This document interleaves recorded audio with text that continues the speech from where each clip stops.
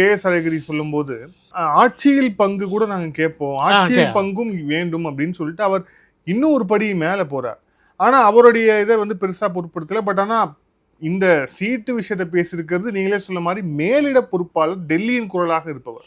அப்ப இதை எப்படி திமுகவால் அலட்சியப்படுத்த முடியும்? இல்லை, 2006 கலைஞர் கருணாநிதி மீண்டும் ஆட்சிக்கு வந்தபோது மைனாரிட்டி அரசாக தான் 96, 98 சீட்ஸ் தான் நினைக்கிறேன். இப்போ 100 கூட தொட்டாங்கன்னு தெரியல. ஆனால் அப்போ வந்து காங்கிரஸும் காங்கிரஸ் தயவில் பாமக ஆதரவில் இருந்தாங்க. அப்போது EVKS இளங்கோவன் தான் தமிழக காங்கிரஸ் கட்சியினுடைய தலைவராக இருந்தார். அப்போ அடிக்கடி சொன்னார், கூட்டணி ஆட்சி, கூட்டணி அமைச்சரவையில் இடம் வேண்டும் அப்படின்னு குரல் எழுப்பிட்டே இருந்தார். அதுக்கு வந்து கலைஞர் கருணாநிதி என்ன பண்ணாருன்னா, நேரடியாக தேசிய தலைமைக்கு சோனியா காந்தி, ராகுல் காந்தி அந்த லெவலில் போயிட்டு சரி கட்டிட்டார்.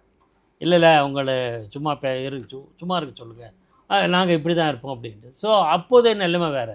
இப்போ கட்சி மேலிட பார்வையாளரே எப்படி பேசியிருக்கார். ஆனால் இதுக்கு நாம் ரியாக்ட் பண்ணோம்னா தேவையில்லாமல் சர்ச்சை ஏற்படும். இது குழப்பம் பூதாகரமாக வெளியில் வந்துடும். அதனால் தேர்தல் பணியில் ஒரு சுணக்கம் ஏற்படக்கூடும். அதெல்லாம் முதல்ல அலட்சியப்படுத்திடுவோம். அதனால் கண்டுக்காமல் இருப்போம். கண்டுக்காமல் இருந்தாலும் விவாத பொருளாக இருக்குது. அப்புறம் அப்படியே போயிடும்.